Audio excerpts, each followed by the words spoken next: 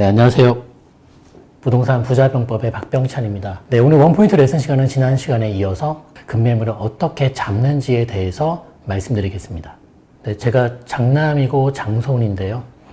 집안이 많이 어려워지면서 이 어려워진 집안을 한번 살려보겠다고 부동산 투자를 좀 이른 나이에 시작하면서 느끼고 배웠던 내용들을 토대로 설명드리겠습니다. 네, 그러면 급매물 어떻게 잡는지 알려줄게 바로 시작하겠습니다. 네, 일단 모든 거래의 기초는 손자병법에 나오는 지피지기 100점 불태입니다. 상대를 알고 나를 알면 100번 싸워도 위태롭지 않다. 여기서 무언가를 안다는 개념은 매우 중요합니다. 저는 부동산 거래에 있어서 크게 4가지를 정확히 알고 이해하셔야 된다고 생각을 합니다.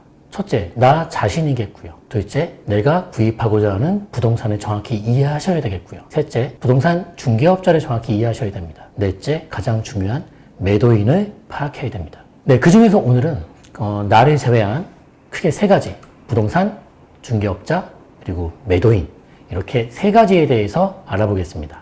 네, 일단 현장을 나가기 전에 사전에 조사하는 것 상당히 중요합니다. 물론 그 부분에 대해서도 나중에 별도 영상을 한번 찍어서 올리겠습니다. 그래도 가장 중요한 것은 현장 조사일 겁니다. 네, 그래서 이번 영상에서는 우리가 현장에서 반드시 확인하고 알아야 하는 내용들에 대해서 말씀드리겠습니다. 첫 번째, 부동산의 이해입니다. 네, 일단 정확한 급매물의 기준을 잡기 위해서는 면밀한 사전조사가 필수입니다. 그리고 그 사전조사를 토대로 현장조사를 정말 빡세게 해야 됩니다. 그래야지만 자기만의 급매의 기준을 잡을 수가 있거든요. 예를 든다면 나는 이 단지를 분석해 보니까 121동에 15층 이상에서 요 정도 금액이 나오면은 그건 급매고 내가 사도 되는 금액이더라. 또는 123동 4동에 동향으로 좀 저렴한 금액으로 15층 이상의 이 정도 금액대에 나오면은 바로 잡아야 되겠다. 또는 나는 121동, 123동까지 남서향으로 20층 이상 되는 건 안 보겠다. 그리고 금액은 요 정도 금액이면 바로 잡겠다라든지. 이렇게 기준을 잡아야지만 급매가 나왔을 때 바로 실행에 옮길 수가 있습니다. 물건이 나오고 나서 그제서야 이게 급매인지 아닌지 공부를 하겠다? 늦지 않겠습니까? 예를 들어서 제가 예전에 아파트를 구입할 때 사례를 하나 말씀드리면은 남동향과 남서향이 한 동향이 같이 있었는데요. 남서쪽의 향이 남동쪽의 어떤 채광을 좀 가리더라고요. 그래서 가격도 남서향이 남동향보다 조금 더 비싸게 형성되어 있는 단지가 있었습니다. 저는 남동향을 공략했는데요. 제가 이렇게 낮에 가서 보니까 남동향 중에서 이제 남서향 때문에 오후 한 2시 정도 되면 그늘이 지는데요. 고층은 괜찮더라고요. 그래서 오후 2시에도 가보고 오후 4시에도 가봤어요. 그래서 남동향 중에서 몇 층 이상은 남서향의 어떤 그 채광을 방해받지 않는구나. 이런 식으로 내가 구입하고자 하는 해당 부동산에 대해서 정확하게 면밀하게 이해하는 것이 필요합니다. 그리고 그 이해는 사전조사와 현장조사 2가지가 잘 어우러졌을 때 가능한 얘기입니다. 반드시 급매물의 기준을 잡으세요. 네, 2번째는 부동산 중개업자분들이 이해하셔야 됩니다. 저에게 부동산 투자에 있어서 가장 중요한 능력이 무엇인지 딱 한 가지를 꼽으라고 한다면 자료 수집 능력, 분석 능력 이런 거 아니고요. 저는 상황 판단력이라고 생각합니다. 우리가 촉이 좋다, 감이 있다 이렇게 촉이나 감이라는 말을 쓰는데요. 그런 분들을 두고서 이 통계 자료 잔뜩 분석하신 분들은 이런 생각 가지실 수 있습니다. 분석도 하나도 할 줄도 모르는 저 무식한 인간이 어떠한 막연한 느낌에 따라 움직이는구나. 하지만 이 촉이나 감이 제 생각에는 상황 판단력과 상당히 밀접한 연관성이 있는 것 같습니다. 일반인이나 부동산 전문가분들 주변에 많이 만났는데요. 사실 이 상황 판단력은 선천적인 요인이 크더라고요. 물론 후천적으로도 상황 판단 능력을 키울 수 있습니다. 경험이죠. 오늘 이 영상이 간접 경험이지만 여러분들의 상황 판단 능력을 향상시키는데 도움이 되길 바라겠습니다.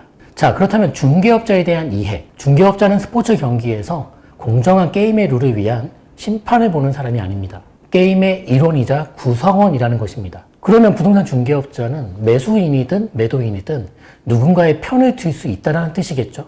그렇다면 가급적 나의 편으로 만들어야 되지 않겠습니까? 이 논리는 제가 부동산에 매도할 때도 똑같은 설명을 드렸었습니다. 예를 들면은 칼이 있다면은 이 칼끝이 나를 향하고 있는지 아니면 칼자루가 내 앞에 있는지. 우리 초보자분들은 이런 생각하면서 거래에 임하지 못합니다. 그냥 부동산 중개업자분을 믿는 것뿐이죠. 네, 오래된 드라마 황금의 제국에서 고수가 이런 말을 했습니다. 서류가 보증이고 돈이 약속이다. 즉 거래에서 믿을 것은 사람이 아닌 상황입니다. 네, 그리고 우리가 질문을 할 때 부동산에 대한 질문보다는 사람에 대한 질문을 잘해야 됩니다. 중개업자와 매도인을 파악하기 위한 단서를 얻기 위해서 말이죠. 네, 우선 매물 정보를 받으시면 이 매물을 소개하고 있는 중개업소가 그 물건의 원출인지를 파악하려는 습관을 갖고 있는 게 좋습니다. 그러기 위해선 일단 질문을 잘 던져야 됩니다. 물론 원출은 없거나 또는 여러 곳일 수도 있고 또 외지일 수도 있습니다. 그래도 일단 파악하겠다는 생각을 갖고 계셔야 됩니다. 제가 한 10년도 더 된 것 같은데요. 이 재개발 구역에 빌라를 하나 사러 그 계약 시간을 잡고 부동산으로 이제 가는 길이었습니다. 부동산에 들어가 보니 사람이 엄청나게 많은 거예요. 그래서 저는 이게 무슨 일인가 했더니만 그 재개발 물건 하나에 연관돼 있는 부동산 중개업자분들이 너무나 많았던 겁니다. 그리고 하필이면 제가 선택한 부동산이 거의 마지막 부동산이더라고요. 수수료는 어떻게 나눌 것이며 정말 개판도 그런 개판이 없었습니다. 말 그대로 아수라장. 네, 그래서 어떻게 했겠습니까? 일단은 뭐 말이 너무 많으니까요. 다른 분들은 일단 대화에 참여하지 마시고 원출과 저만 얘기합니다. 이렇게 정리를 했거든요. 게다가 매도인분은 엄청난 심리학자분이셔서 그만하겠다고 안 팔겠다고 무려 3번이나 일어난 거를 제가 설득했고요. 과연 계약을 했을까요? 네, 물론 계약은 했습니다. 오기로 했습니다. 대신에 몇 시간이 걸렸고 완전 녹초가 됐었습니다. 그 후부터 저는 부동산 계약할 때 만나서 실제로 많은 시간이 걸리지 않았습니다. 매도인을 만나기 전에 각종 사안들을 조율보고 만나면 도장 찍고 계약금 주면 끝. 같은 실수를 2번 반복하지 않기. 그리고 같은 상황을 만났을 때 더욱더 발전된 대응을 취하기. 이 2가지가 저만의 자기개발 모토입니다. 원출을 만나야지만 내가 매도인에게 더욱더 가까이 다가갈 수 있는 길이 열립니다. 좀 더 정확한 정보를 알게 되고요. 그러면 또 초보자는 이렇게 행동할 수 있습니다. 사장님 원출이세요? 사장님 매도인분과 많이 친하세요? 네, 이렇게 직접 물으면 황당할 수도 있고 불편할 수도 있고 그리고 뭐 거짓말할 수도 있겠네요. 그럴 땐 좀 질문을 돌려서 하는 게 좋습니다. 사장님 내부는 보셨나요? 언제쯤 보셨어요? 상태가 어떻던가요? 이거를 왜 물어보냐면은 내부를 보지 않고 그냥 물건만 어디서 전달받아서 설명하는 부동산들이 많이 있습니다. 물론 그 부동산은 원출이 아니겠죠. 그리고 임대가 들어가 있는 상태라면은 이렇게 묻는 것도 좋습니다. 사장님께서 직접 임차인도 맞추셨나요? 세입자를 직접 맞췄다는 것은 어느 정도 매도인분과 밀접한 연관이 있다는 뜻이겠죠. 이 외에 뭐 언제 물건이 내놨는지 그리고 이 물건이 동네에 전반적으로 뿌려져 있는 상태인지 이런 것들도 묻거나 또는 내가 조사를 통해서 알아가시는 게 좋습니다. 그리고 이렇게 매도인과 밀접한 연관이 있는지를 묻는 질문에 대해서 잘 내용을 모르신다라면 원출은 아니시겠죠. 이건 일종의 부드러운 취조 같은 거죠.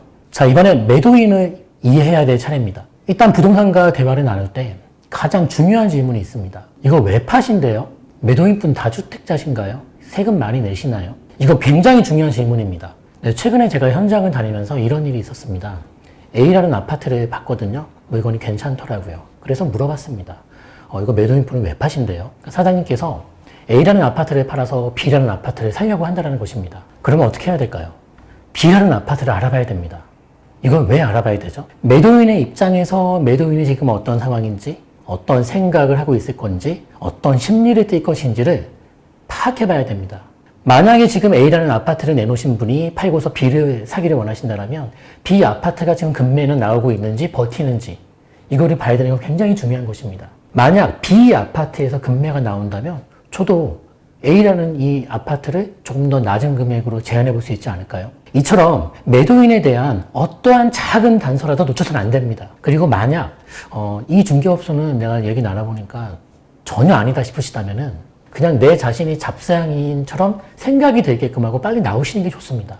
괜히 금매를 찾는 사람들이 한두 명씩 나타나고 있네. 이런 얘기들이 현지 주민들이나 매도인 귀에 들어가선 좋을 게 없습니다. 매도인분들은 매수자보다 훨씬 더 신중하고 예민하게 반응하게 되어 있습니다. 그리고 여러분들보다 현장 정보에 더 많은 관심을 갖고 있습니다. 네, 다음으로는 등기부 등본 확인은 뭐 기본이자 필수 사항이겠죠. 그런데 집은 집대로 보고 와서 내가 봤던 집의 정확한 동호수나 주소를 기억 못 하시는 분들이 계십니다. 그래서 부동산에 전화합니다. 사장님, 내가 봤던 집이 몇 동 몇 호였죠? 내가 봤던 집이 주소가 어떻게 됐었죠? 제발 집을 보실 때 정신 차리고 봅니다. 자, 그러면 등기부를 볼 때 일단 매도인의 상황을 전반적으로 판단할 수 있는 모든 추측과 추론이 필요합니다. 작은 단서 하나라도 건져야 됩니다. 대출이 있는지, 대출 금액은 언제 받았는지, 금액은 얼마인지, 채무자가 제3자라면 제3자와의 관계는 어떤 관계일지, 아들을 커피숍을 차려줬나? 라든지 매도자의 상황을 추론해 나갑니다. 자, 여기까지 1편 내용 정리해 봤고요. 2편 내용 이어지겠습니다.